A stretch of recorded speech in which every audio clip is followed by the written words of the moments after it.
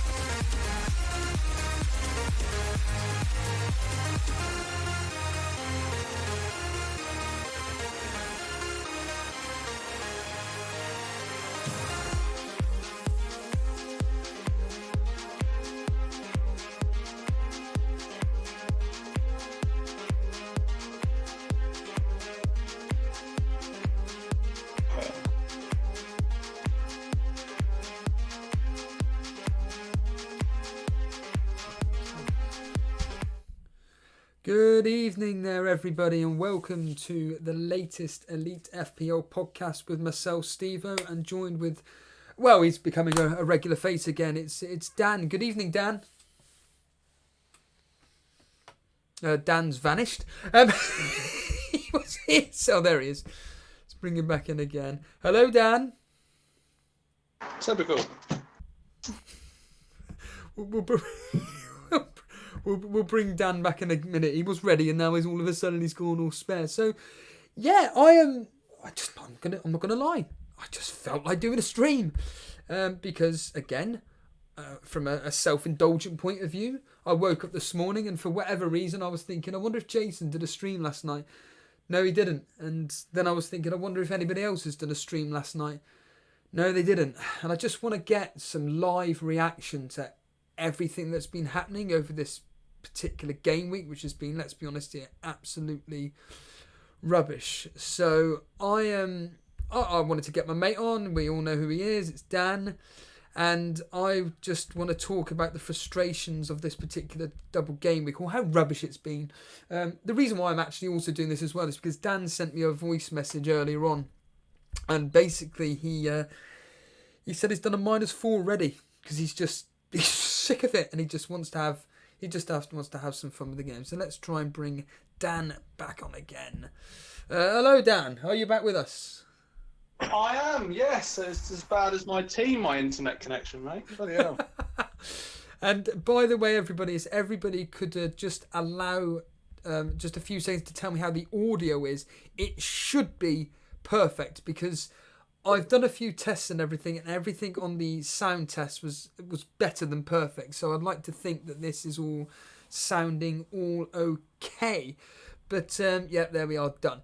So let's just quickly say hello. It's the usual thing to the various people that have joined us for this quick chat. It's Alpha 9 who got the runner, or we got a runner.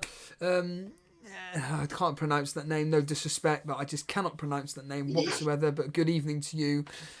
Abdkzz, Sultan Saeed, Robert Dinsmore, Christoph, Demoy, Alex Hurley, Aman Dillon's here. Aman Dillon, I always say this, if you want to come live on air, you're more than welcome to.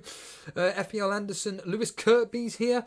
I think Lewis sums this particular game week up pretty much, where he just said that 75% of his team has blanked. And yep, welcome to everybody's world.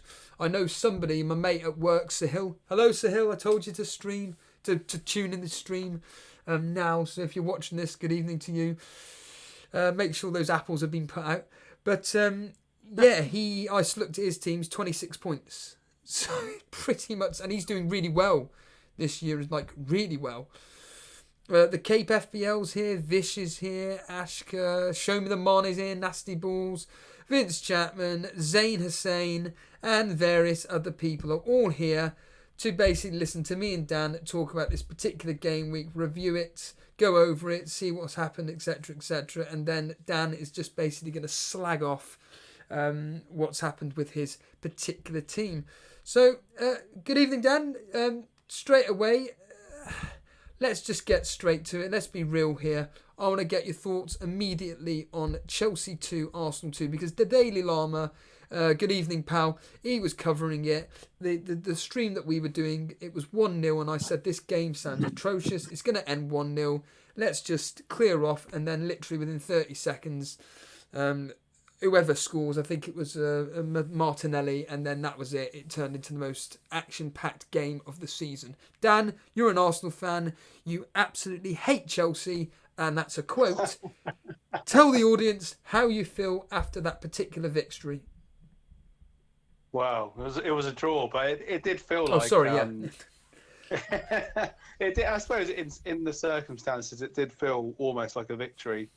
Yeah, like, I mean, the first half wasn't a great game, really. In terms of FPL assets, I had Hudson-Odoi.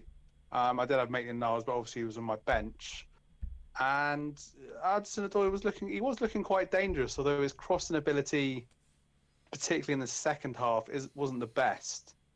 But, I mean, in terms of the game itself, Chelsea kind of dominated the first half, and then we had David Luiz. His emotions seemed to go to his head, and he got sent off, and Mustafi had another, terrible moment. And when it went to 1-0 Chelsea and 10 men to Arsenal, I thought, this is going to be 2 or 3, and I can't stand Chelsea. Can I just to interject? You were, I'm sure you were watching the stream, weren't you? Were you watching in on our show as well? Because they've had these 8:15 kickoffs this season, which is quite new for the Premier League, and obviously all the other games started at 7:30. I didn't realise this, and so I would have watched, but then I thought, hold on a minute, the Elite FPL guys are doing, the live stream watch along, so to speak. So I thought, why not tune in and just keep up to date with, what's going on. So just sort of tuned in before the Arsenal game started, and then tuned in again at halftime, and then tuned in at the end of the game. Wonder if there'd be any reaction, but obviously it ended by then, because it was quite it was 1-0 when you guys finished and Lama was covering it. But yeah, I mean, the one interesting aspect for managers obviously is Martinelli coming through and scoring his second goal in a row in the Premier League and doing it away at Chelsea. He's he looked really good in the game, really lively, and Lacazette was bang off form again. Obviously the Aubameyang will be suspended for the cup game on Monday against Bournemouth away, but after that, it is a case of you'd assume that Aubameyang will come back in, but it's either Lacazette or Martinelli that's going to be missing out, and you can't really drop Martinelli on current form. No, absolutely. What were your emotions like when Bellerin gone and got the equaliser? What, were you apoplectic? Were you just going absolutely insane? I mean, like I said, you were 10 men. You got the game back to 1-1. Then you conceded, and you're thinking, oh, for crying out loud, that's it. And then you got it back to 2-2. Yeah, just just happy really, because when it went to 2-1 for Chelsea, I just thought, well, that's it. That's going to be the sucker punch. And then Bellerin, you always say about the history. Well, 2 years ago, Arsenal drew 2-2 with Chelsea in January. That was at the Emirates, and Bellerin scored the equaliser late in that game as well, with a really good goal. So, it was kind of like a similar finish in a way, and he played well. I mean, he 5.4 million at the moment. Like, Maitland-Niles have been doing fairly well as a backup while he's been injured. But yeah, he came in and he was captain, and lovely finish and a good result, really. I mean, you've just mentioned Martinelli there, and people like myself for a 1 week punt. Well, actually, moving forward, maybe even longer. But anyway, we went for Greenwood, and he repaid me with a whopping 1 point, the same as Danny Ings. So it really didn't matter either way. But I just thought, why not for a punt? I would have thought that Solskjaer was going to start him versus Burnley. He didn't, but we'll get onto that game in a minute. But Martinelli, though, is he a first teamer, or is it just the case of the fact that Aubameyang's out, and no, he will just be sat back on the bench once Aubameyang is back? Well, considering the nature of the goal that he scored, like running 50 yards, admittedly Kante fell on his arse for whatever reason. But I mean, in FPL terms, if we look at it, obviously you got the 2 bonus points. Last 2 games, he's 8 points. But up till then, he's had his chance because of this suspension to Aubameyang. Before then, it's been, he got a return against West Ham away, got a goal there. Got a goal against Southampton as well. So it's been kind of the cup games and the Europa League games that he's been featuring in and doing really well in, actually, to be fair. He's got some good goals. So I reckon he'll start the next game, because if you look at it, Lacazette is really out of form, hasn't scored for it's like 8 games now or something stupid like that. So I would, at 4.5, it's worth a punt, definitely. The big question for you is, from a real life perspective, would you like to see him start more games? The fact that obviously he did so well, he's been doing really well in Europe and just cup games in general. Do you think he deserves his chance to start ahead of players like, as you mentioned, Lacazette? Yes, yeah, definitely. Like I said, he's sort of, it was his work rate as well that was really impressive throughout the whole game. And like this week, certain fan channels have been comparing him to Alexis Sanchez, which is like really overboard. But No, I think the way I see it, if you're on form, you start. You can't, run 50 yards and score an equaliser at Stamford Bridge and then be dropped for the next game. Do you sorry. Well, the next game is away to Bournemouth, but we'll see how that goes as well. Talking of that Martinelli goal, I watched it and I just thought it's very reminiscent of Son's goal versus Burnley. But I actually thought that the Martinelli goal was better because it seemed that actually players were trying to tackle Martinelli, whereas in Son's case, I just found that all our players were just backing off and not wanting to go near him. But what are your thoughts on that? Yeah, when it went past the centre circle, obviously Kante slipped. But he was still under pressure, and it's one of those things where towards the end of his run he had time to think, but when you've too much time to think, you can easily blaze it over or whatever. But he was very cold-blooded with his finish, and it was a great goal. And I think on the back of that, if anyone's in a mini league and they're trying to look for a differential to rise up the league, why not put him in and just, I've got Greenwood and it's not really happened. And whenever it has happened for him, like home to Newcastle over Christmas, I didn't have him in my team. So why not go for Martinelli, I think? Yeah, so we kicked off on Tuesday with all the 7:30 kickoffs, and it just seemed to be a tale of late goals. Aston Villa 2-1 versus Watford. Were you surprised by the fact that Watford doing so well at the moment? They kept three clean sheets out of 6 fixtures. Away at Aston Villa, Nigel Pearson coming out and saying that, look, these are the games. He's stating the obvious, but up against your relegation rivals that he sets up not to lose against. And the way they conceded in the last minute is a very disappointing result for Watford, but a very encouraging result for Aston Villa. Yeah, Villa had to win that game the way they've been going recently. Obviously, they got pummeled at home to Man City. Obviously, you remember that game quite well. But yeah, it all started well for Watford. Troy Deeney getting a goal. He's obviously a big Birmingham City fan, so loves scoring against the Villa. But it's strange because obviously, like I say, Watford. I've got Ben Foster, and he's kept me 2 clean sheets. So I've had some really good returns from him. And Watford seemed to have been really good defensively, like away to Bournemouth, winning 3-0, drawing at home to Tottenham 0-0. Obviously, that disappointed a lot of people that had Son in that particular game week. But yeah, I think it could be one of those games whereby, teams like Watford, obviously they've had this new manager bounce, and then they're up for it against the sort of traditional bigger teams, shall we say, like Man United, Tottenham at home, keeping 2 clean sheets, and then when it comes to an away game to Villa, or on a Tuesday evening. Yeah. Well, that was mental. When someone told me Tranmere were playing Watford last night, I said, "What? Watford played on Tuesday? Like, what are you on about?" And said, "No, it's a FA Cup replay." And I thought, bloody hell. I was the same as you. I couldn't believe it. I was just like, yeah, it's just fixture congestion. Obviously Watford played their reserves and their youth players or whatever it was, and they lost in extra time. But yeah, it's the priority for Watford is to stay in the Premier League, isn't it? Really? Yeah, it's just frustrating from not for me personally, but for a lot of FPL managers that Aston Villa scored 2 goals and Grealish wasn't involved in any of it. Yeah, no, he's been doing very well. He's been this. I think that sums up this double game week so far. Really, that you're not getting returns from the players you expect.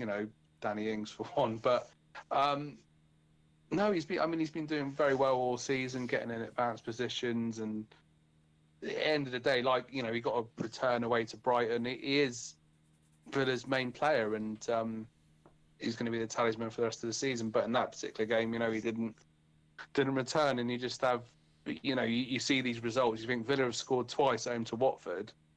Surely Grealish is going to have done something, but yeah, he didn't.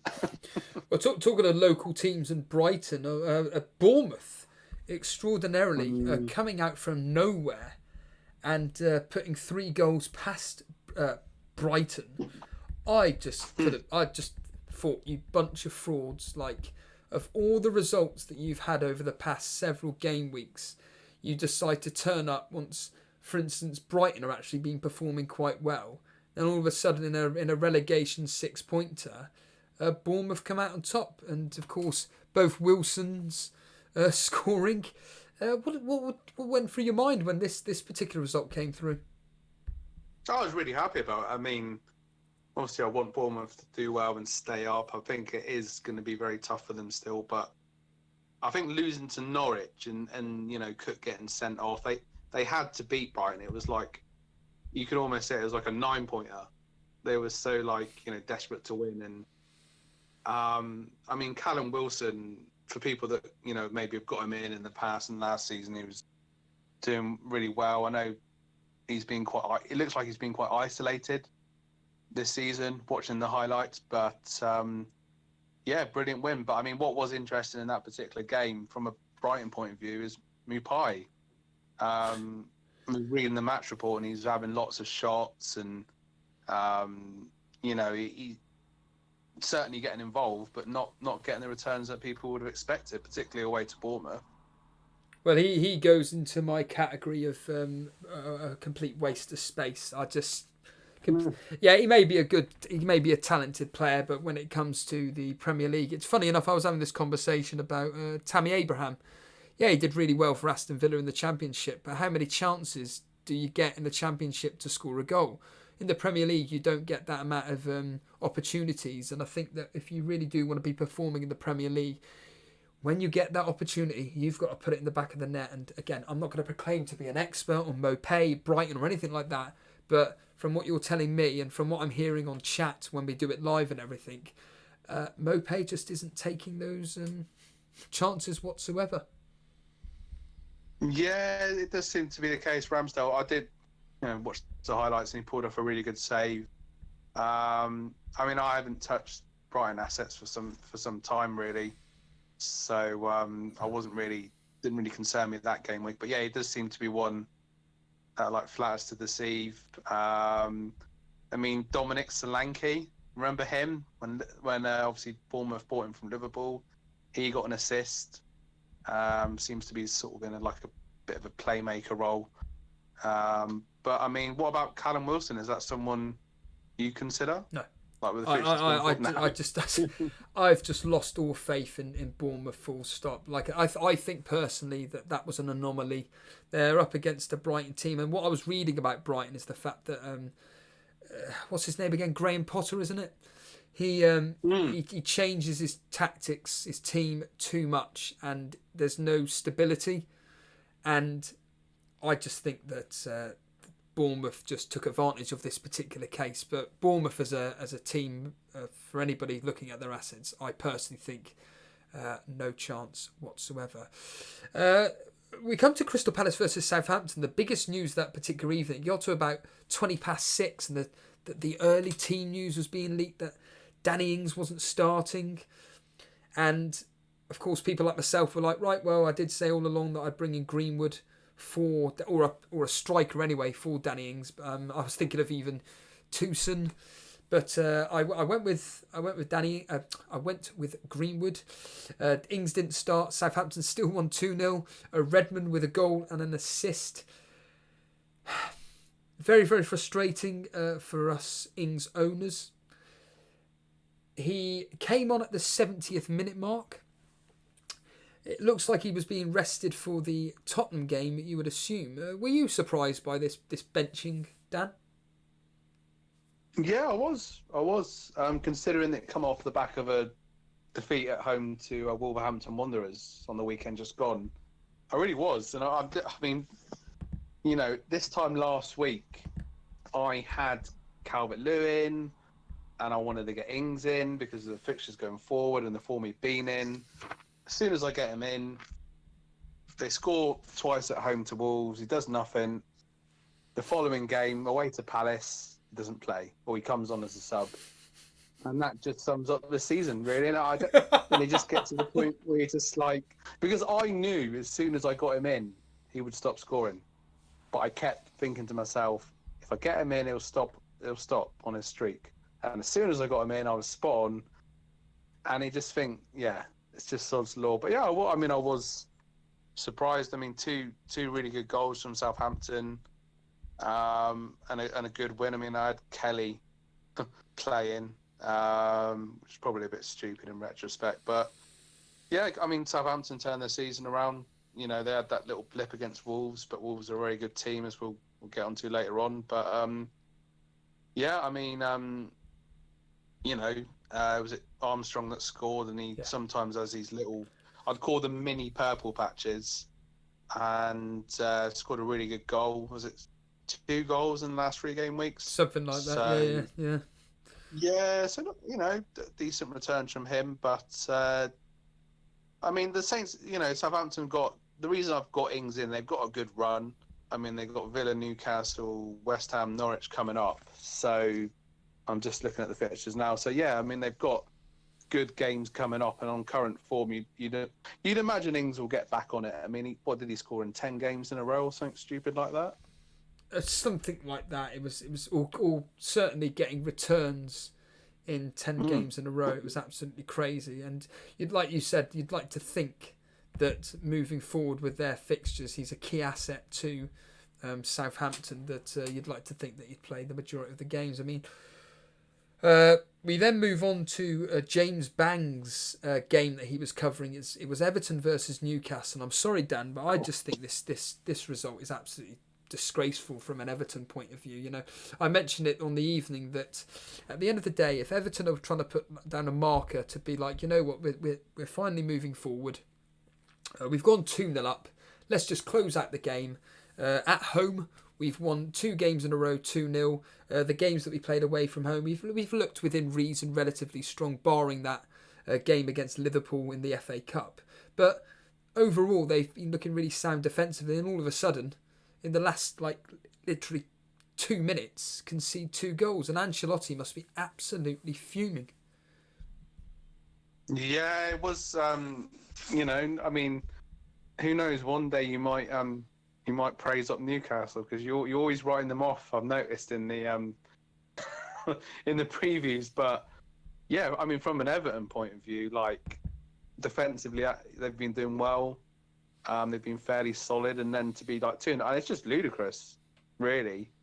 I was feeling the pain of Calvert-Lewin returning again, but then I thought, oh, I've got Sidibe, I've got a clean sheet, so that's at least that softens the blow. And then I'm obviously watching the Chelsea-Arsenal match. Oh, Newcastle have scored late on, and I'm thinking, God's sake, they're not even going to get anything out of the game. You know. Why have they gone and scored? And was it the 94th minute? So I think it was the 92nd and the 95th, I believe. Yeah, so I think it was just, well, it was ridiculous, and I don't know. I suppose maybe like getting a late goal, maybe with such a long period of injury time, maybe the nerves settle in. But I don't know. It just doesn't feel like you can always trust Everton assets, apart from Calvert-Lewin, of course. So, but yeah, I mean, great result for Newcastle. They're 3 games unbeaten now. Drew at Wolves, drew at Everton, beat Chelsea. So I'm sure Statman will be very happy. Talking of drama and everything, once again, early team news: Aguero not starting for Man City. We're fully aware that Jason went into full-on panic mode and essentially did his wildcard to get rid of Aguero, to bring in Jesus and a couple of other players. But really, it was the fact that he'd already done a -8 to bring, I think, what was it again? Remind me, Dan. It was to bring Aguero back in the team. Is that right? Yes, yeah, that's right, yeah. So then he realised, oh God, I'm going to have to get rid of Aguero. And then lo and behold, Aguero comes off the bench after Jesus misses a penalty, Henderson saving it. And Aguero comes off the bench and scores again. FPL Aguero, if you are watching this, someone that's a huge advocate of said player, and he basically said that he's the greatest striker ever to grace the Premier League. Do you agree with this? Well, that's quite a tricky one. I mean, you got Shearer, Omri. I don't know. I'll probably stick to Omri, actually, being a bit biased, but it's Aguero, maybe. I mean, he's got the scoring record, hasn't he? So maybe you could argue that Aguero is the greatest, actually, on reflection. But yeah, it was. You know, I mean, he just scored a hat trick, and it was strange that Jason got rid of him. Well, in a way, remember, he did it the day before to avoid to catch the price rise of De Bruyne, who ironically then went down in price this week. Yeah, I mean, you know, obviously he didn't start, and Man City have missed a couple of penalties now. So, yeah, I think it seemed like a nice little differential at the time to get Jesus in. And obviously when he got it, just shows like the emotions of FPL, doesn't it? Like you obviously Man City won the penalty, and you're thinking, great, here we go, my striker's going to pay off, and then yeah, but like Aguero, Camille, I mean, in terms of my team, obviously De Bruyne, which I've had for ages now, got the assist, and that was one of the positives, really, to be fair. But I mean, Sheffield United, just on another point, they're still having a really good season, and they made it tough for Man City by all accounts. I think they've only, correct me if I'm wrong, they've only lost to Man City and Liverpool this year in the Premier League. Is that right? I think they may lost have to Leicester as well. Oh, that's right. At the beginning of the season, they lost 2-1. Is that right, or maybe 1-0? I can't. 2-1. Yeah, 2-1. That was it. But the simple question from you, from an FPL perspective, is Aguero a must own, or some people are actually asking about whether it should be either Aguero or Aubameyang, who to go with if you can't afford both. Okay, taking your bias away, what do you think on Aguero versus Aubameyang? Well, I've posted my team in Discord, so you'll see my answer to that question there. I mean, I'll say it now. I've gone with Aubameyang because of the fixtures, mainly because like we've got like Newcastle at home, Everton at home. You know, some of the games coming up, I expect Aubameyang to return, given his form, you know, this season and last season. So. And he's a little bit cheaper than Aguero, and there's not. Well, I mean, we were talking about Martinelli before. I suppose there's more of a rotation risk with Aguero than Aubameyang, and I don't want to be spending. This is the thing, Steve. I don't want to be spending lots of money on a premium striker and worry about rotations. So that's why I've gone for Aubameyang. Would you, if people are on their wild card, which I know there's a lot of people doing it, would you potentially advise to have both of them in the team in maybe a 3-5-2 formation or a 4-4-2 formation, or a 3-4-3 with, say, Aubameyang, Martinelli and Aguero? Your thoughts on that? That could be. I mean, that could be interesting. It's trying to fit in, especially with Mane potentially. Huh? Yeah, no, that. Don't get me started on that. I mean, well, we will do in a minute. Yeah, he's got 50% chance of playing. I mean, obviously there's a bit of time. He won't be playing in the FA Cup game. It's a couple of weeks now till the Premier League resumes. But yeah, it could be worth doing. I'm just looking at the logistics of it. If you've got like Salah in, De Bruyne, I mean that's, what is it, 22.7 million of your budget. Looking at it now. So if you can get those in, yeah, that could be worth doing, definitely. Very top heavy. Yeah, absolutely. Very top heavy. So then we move on to, which I think is the most, I say interesting part of the game week, but it was Wednesday evening, and once again it's the usual tale from me. I'd gone to bed. And I woke up at whatever time. I was like, oh, yeah, I forgot the football. Yeah, let's just quickly check the results. And I'm like, oh, for crying out loud. 4-1. Please, Leicester 4-1. Please let Vardy have done something. And just like with Southampton, albeit... not Southampton, sorry. With, who was it? A Grealish. You find out that Vardy's done nothing, albeit he was taken off after 40 minutes, I believe. They won 4-1, and of course, Leicester go and get a penalty, which with hindsight, you'd like to think Vardy would have taken. You would have liked to have thought that Vardy would have been in with the goals and everything. But yeah, Leicester back to winning ways. But more importantly, does this tell us more about West Ham than it does about Leicester?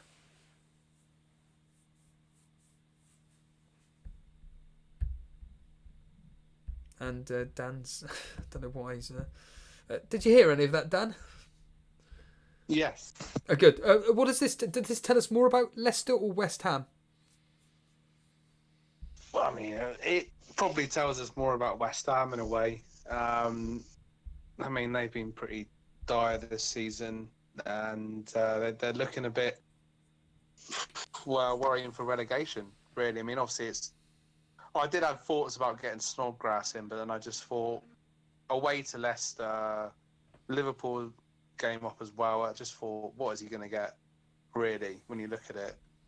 It's not worth the hit, so to speak. And yeah, I mean, but it is frustrating. When I was the same as you. When I saw they were 4-1 up, I was like, right, okay, Vardy's going to have got something. And then even Maddison. Yeah, Maddison as well. You'd expect it. I mean, it just doesn't seem to be Vardy's week, does it? Missing a penalty, getting injured. His luck seems to be out. And I mean, if you look at, West Ham, they've actually got to play Liverpool twice. Yeah. In under a month, which is, once again, very strange fixture scheduling. But then they've got, it's horrific. They've got Liverpool, they've got Brighton, and then they've got Man City, Liverpool, Southampton, then Arsenal, still got Wolves, Spurs. It's looking pretty bleak for West Ham. The only way they're really going to be able to, pull it back is, the last 6 games, they've got some decent fixtures. So it could be a case of the Hammers, doing the sort of great escape within the last 6 games, really, because those other games, I don't really see them getting too much from. I mean, it's funny because I know that FPL Boona posted up as a joke that is anybody thinking of getting Mark Noble, where at the moment he's one of the highest scoring double game week players this week, for crying out loud. And would it be funny if Noble scored more than Salah and Mane combined? Yeah, it would be ironic. What is he, 5 million? Yeah. Yeah, that would just sum up the game week, really. This double game week that gets hyped up every time, people jumping onto their wild cards and all these, expectations, and then the reality is that it's just worse than a single game week, really. I'm not really going to go much into detail with the Tottenham versus Norwich game, as to be honest with you, it was pretty much a standard win. Although, I don't know if you've seen any of the highlights or whatever, but apparently Norwich should have actually got something out of that game. Son and Ali, of course, Ali with a goal and assist. I know that G-Wiz, I know you're here, G-Wiz, but he owns Ali. Excuse me, keeping the faith. Son getting a goal. Aurier, Jason would have been absolutely loving the fact that he owns Son and Aurier, but pretty straightforward win in the end for Spurs, give or take. I don't know. They had to get a late goal. Spurs don't really seem to be... I'm sure Boona will agree with this. They don't really seem to be ticking on. That was the first time they won, I believe, since Boxing Day. Yeah. So, but yeah, from an FPL point of view, Son returning, Son's done more in this game week than Mane and Salah have done so far. So, it's not too bad. But yeah, I think a lot of people expected Spurs to batter Norwich, but in the reverse game it was 2-2, and it wasn't. Sometimes these games aren't as straightforward as you'd expect them to be. But like I say, Aurier, however you pronounce his bloody name, is an option as well, definitely. And then we finally move on to the final game of Wednesday evening. Again, I just could not believe this is, again, I think this tells us more about United, like it did with West Ham, than it does about the teams that they were facing. Burnley winning 2-0. Chris Wood and Rodriguez with an absolute stunning goal. Ben Mee and Wood getting an assist. And once again, Dan, Man United not being able to beat these, let's be honest here, these smaller clubs. Man United at the end of the day should be winning this game. The reverse result 2-0. Solskjaer not picking Greenwood. Went with Martial, Dan James. And yeah, your thoughts when you saw it ended 2-0 to Burnley? Well, I mean, Steve-O, I mean, you're the Burnley fan. I mean, I'm surprised you're talking like this. You should be. Well, you've got. It's a brilliant. I mean, come on, and this is a great win for Burnley. Yeah, but the thing is that it's an extraordinary win. But the problem is that we'll end up playing. I don't know. We've got Norwich at the weekend. We'll probably lose that in the FA Cup, and it'll just be back to reality again. That's the problem. I just think that. I mean, I know Sean Dyche at half time, he said that United were there for the taking. Just go for it, have some fun. I'm thinking, blimey, you're letting the shackles off when we're actually when you can actually sense blood. Just do it in every game. I've said it before and I'll say it again. Every time Dyche actually lets our players play, guess what? We score goals and we win games. But most of the time he plays so defensively that's actually holding us back. So I'm hoping this is a bit of a realisation that actually, do you know what? Let's just let our players play. But from a United perspective, I'm sorry, but once again, a bit like with Everton, I just think the result is disgusting, mate. Yeah, I mean, like I say, going back to what you said, who cares about the FA Cup game against Norwich? You got to just... The way Burnley have been playing... To be fair, I do. I actually would like to think we're going to beat Norwich and progress on to the next round. It'd be nice to actually get a little nice cut run together. Yes, I suppose, but I mean, the priority for Burnley is staying up and beating... Because obviously I predicted Burnley would go down, and then presumably Sean Dyche played my thoughts out to the Burnley players, and they thought, right, okay... We're going to show him what for and beat Leicester and beat Man United 6 points out of 6 against two teams in the top 6. I mean, but I know what you mean. It's, you know, you think if you can beat Man United away, why can't you beat Villa at home? But for example, but I mean, yeah, it's a great turnaround. I mean, onto the United point of view. I mean, Martial did miss quite a few opportunities. He is a proper like FPL troll this season. Yeah, Martial. He's on my hit list, and like. It just seems when Rashford's not there as well, he doesn't really step up, and people be on about, oh, it's one of these other young. He's been there for like 4 or 5 seasons now, and yeah, I mean it's just terrible. I mean United, because we drew with Chelsea, we did United a favour. They would have had a chance to be within 3 points of the top 4. So, you know, we help out our old rivals, and then they cock it up. But yeah, I'm loving the fact that United lost at home to Burnley. You know, I was over the moon, to be honest with you. I had Greenwood, but by that point I just didn't really care. You know, he came on and he did nothing, and I just don't know why Solskjaer didn't play him and give him a go, because it could have been a different result if he'd have played him, I think. And now on to last night's game, where the whole planet was expecting, you know, their triple captains to come through and everything, and didn't quite turn out that way, did it, Dan? Of course, Wolves 1, Liverpool 2.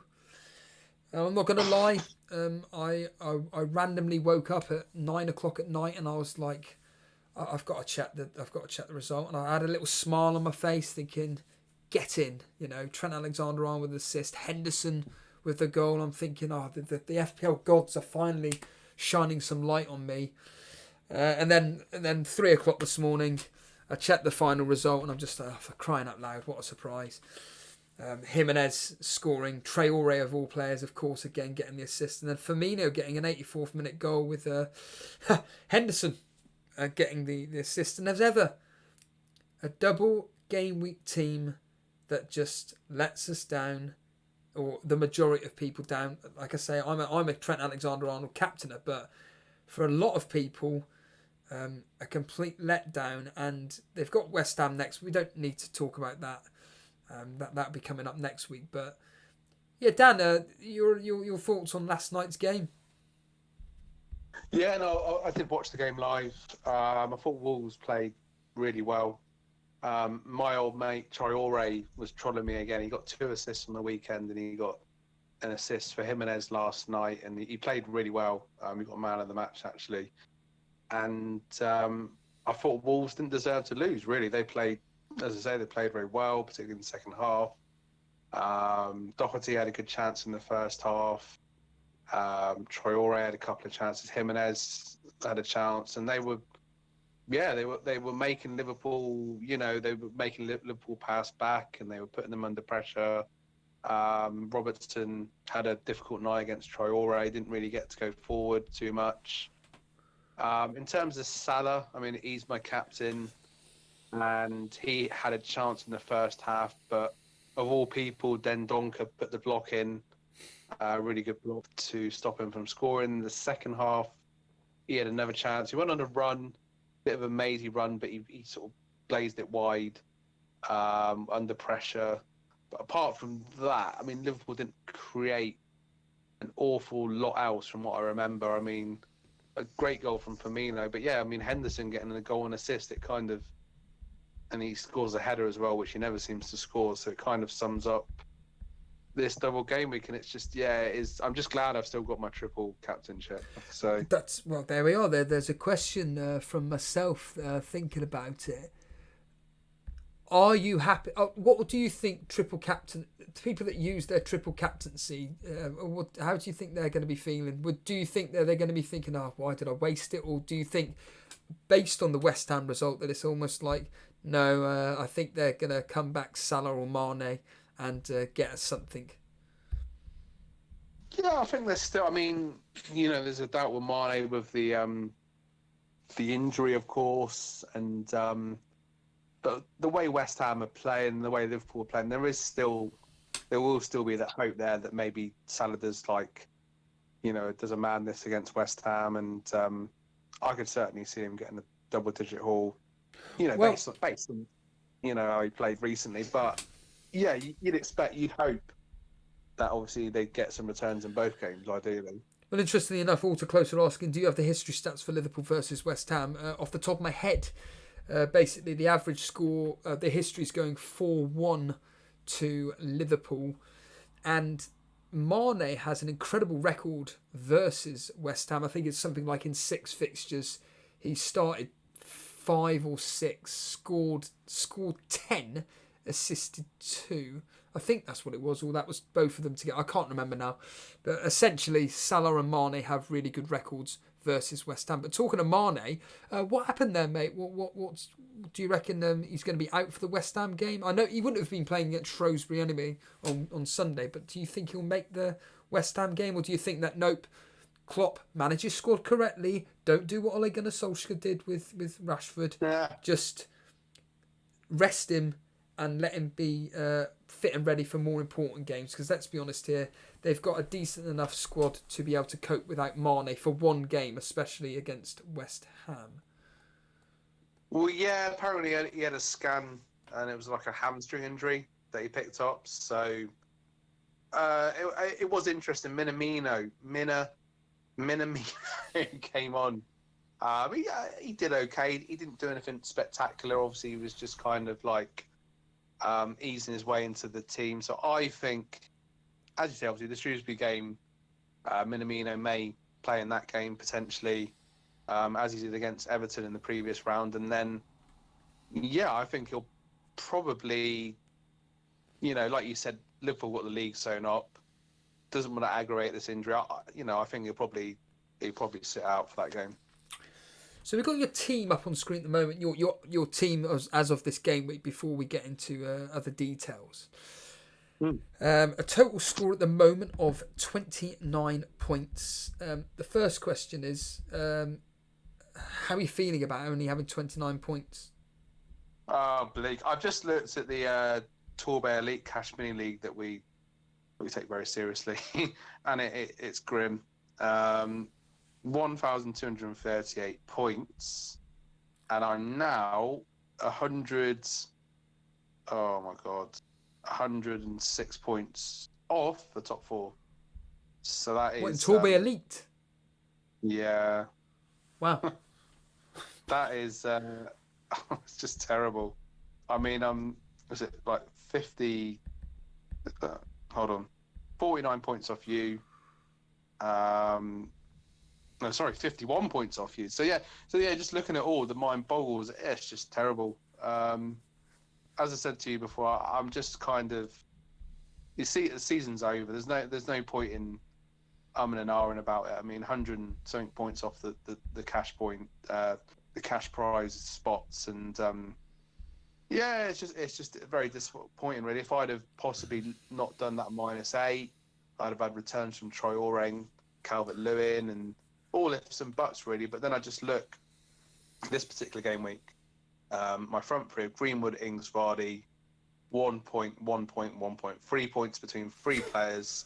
Ings and Vardy. And what makes it worse is 2 of those players. We're in a game each, which featured for Leicester, of course, 4 goals and Southampton 2. But Vardy, they basically played the same minutes. Ings with 30 minutes and Vardy with 40. It's ridiculous. I mean, yeah, I'm looking at it now. Hudson-Odoi got 2 more points than those 3 combined, or 5 points. So it's just... Oh, he got an assist, did he? Yeah, he got an assist. Ticking along again. Wow, I didn't know that. Yeah. Are you happy? Yeah, so I mean... Are you happy with that acquisition since you've got him? I mean, that's pretty decent, to be fair. Yeah, it's not... I mean, for 5.3 million, what do you expect? I do... His own point, 0.8 at the moment. Got Leicester away, then United at home, Spurs. Not bad, really. I mean, Traoré took him out and then he got 2 assists against Southampton, so that was a real killer. And Hudson-Odoi blanked against Newcastle. But like I said, he got a couple of goals and got assists this time. He hit the crossbar in the first half, actually, with a sort of cross-come shot. That's the thing, in the second half, his crossing wasn't very accurate. But like I say, he got an assist, so he did something.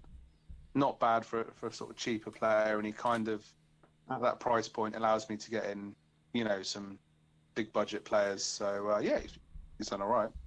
Do you fear that Kevin De Bruyne is going to end up being your top scoring player with 7 points?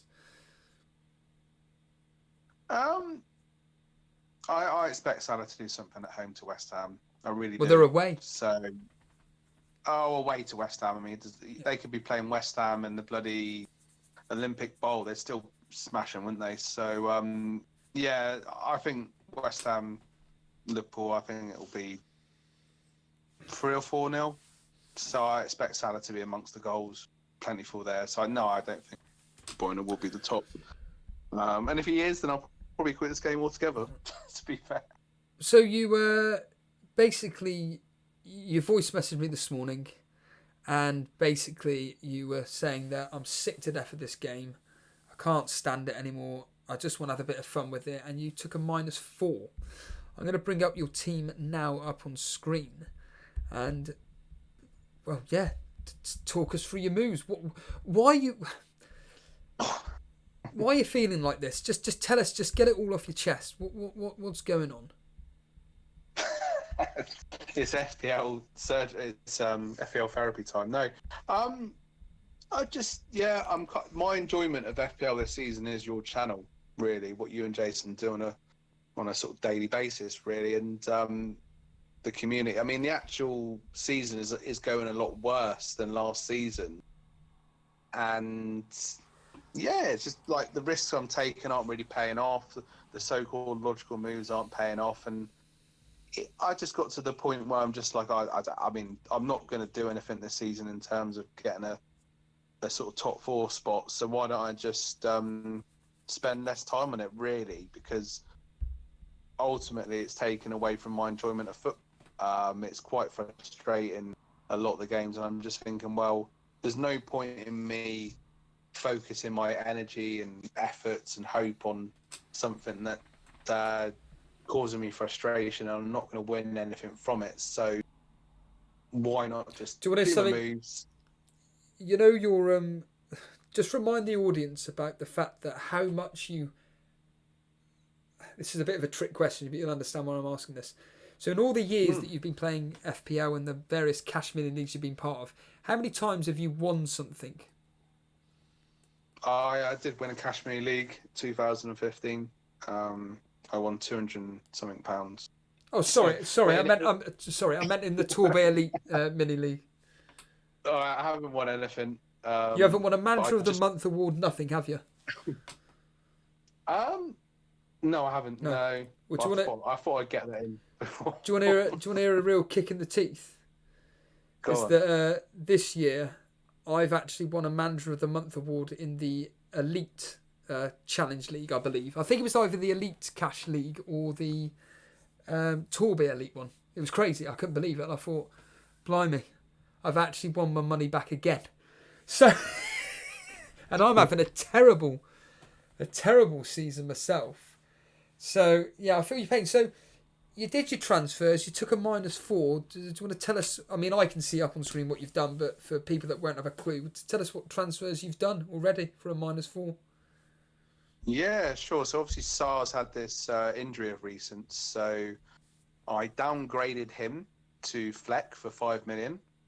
And with this Vardy injury, I mean, obviously he could potentially come back, but I've kind of got a bit frustrated with him. Took him out and got Aubameyang in. And it's just like, at this time, this is the business end of the season, as Jason calls it, and it's kind of a couple of differentials in there now. I mean, I'm sure people have got a couple of weeks now to think about this, but people may jump onto Aubameyang. I know certain FPL podcasts are sort of advocating the move. And, I mean, look at Aubameyang's fixtures. Only owned by 13.6 at the moment. He's got Burnley away, Newcastle at home, Everton at home, Man City away, admittedly. That's a very tough fixture, but West Ham at home, Brighton away, Southampton away, Norwich at home. So, based on his history, I think he's got a good chance of returning in a decent, percentage of those matches, really. Yeah, you would like to think that Aubameyang will come straight back in. Am I right in saying that it's the FA Cup he's serving his last, the third match ban or whatever it was in the cup? Yeah, that's the game on Monday evening. So that'll be the last game of his suspension. And I mean, whatever interesting, I just looked at this and noticed this now, actually. Like, I've got the 3 top goal scorers from last season in my team now, Mane, Salah, and Aubameyang, who all shared the Golden Boot last season. So that's a nice little morale boosting stat to throw in there. But I mean, yeah, obviously got Fleck in as well. Looking at the 5 million midfielders in that bracket, I just thought, well, he's got some decent, Bournemouth at home, Brighton at home, Norwich at home, and he does, in the last 3 games, admittedly nothing against Man City, got a yellow card, but then scored away to us, got 10 points there, scored at home to West Ham, so 10 points, 9 points, and then obviously a few 2 points, got a 15-point haul against Sheffield United, so it is sporadic, but what can you expect for 5 million midfielder? And he's a regular starter, of course, a key player for Sheffield United. So, yeah, I'm quite happy with that, really. Talking of Aubameyang and Arsenal in general, I know you've kind of already covered this, but just a quick question from Matt Henley regarding Martinelli. Your thoughts on him? We kind of already covered that, but wasn't even he's basically essentially saying he was playing when even Aubameyang was playing was playing as well. Arteta started in a few times. Just to clarify, you're pretty confident that moving forward he's going to be almost a starter? Yeah, I mean, it'll be interesting with this cup game on Monday evening to see.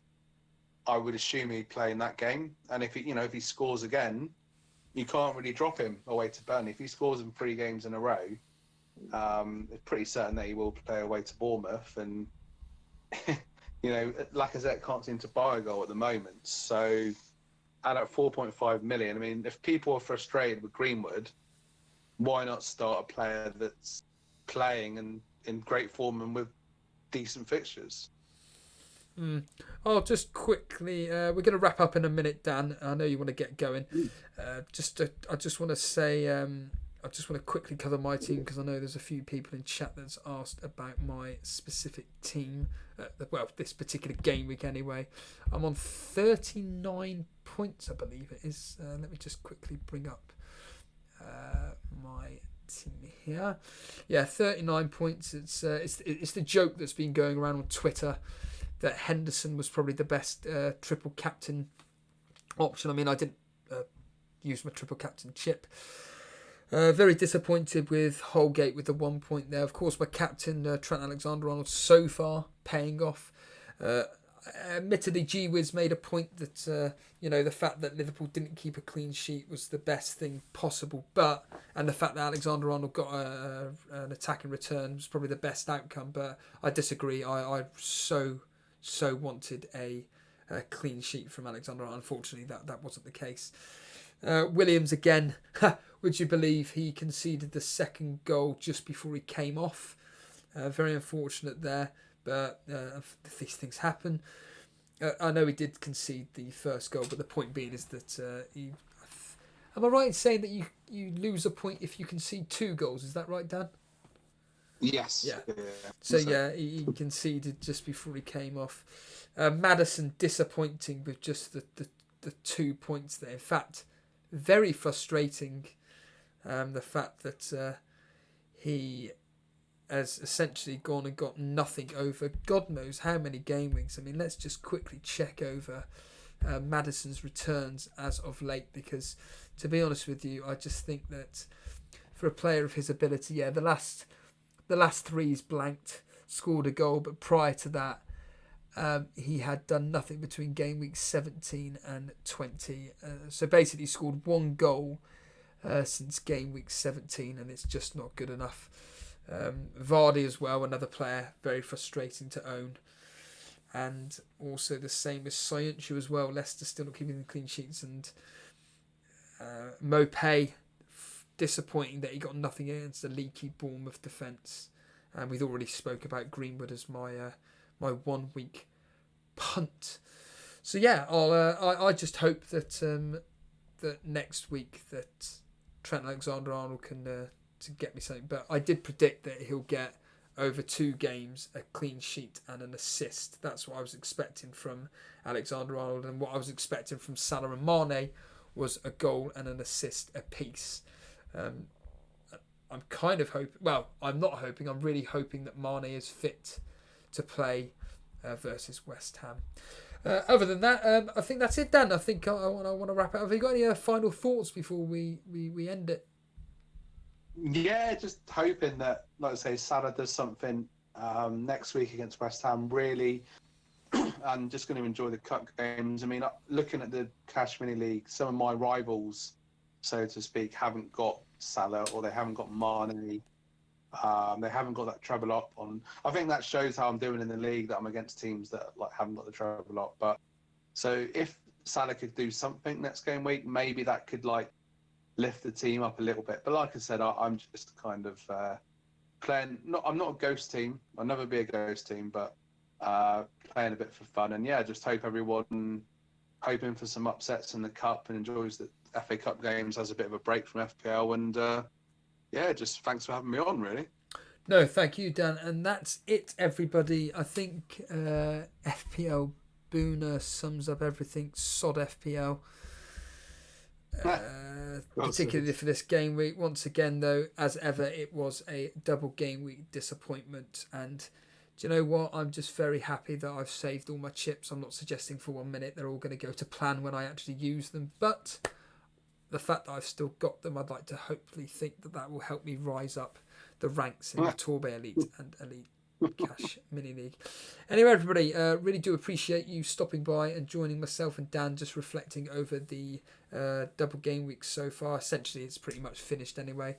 No assets whatsoever performing for anybody. In fact, I don't think there was many FPL assets at all that performed other than Henderson, Son, Ali, if you even owned him. It was quite lowly owned players. De Bruyne, yeah. just a few names, but really, reality is that this has been a really absolutely terrible game week so far. And as Vince Chapman said, do not forget the admin. No, I won't. Just a quick one, really. If you've enjoyed the stream, the easiest way to show your support is by or your appreciation is by just hitting the like button.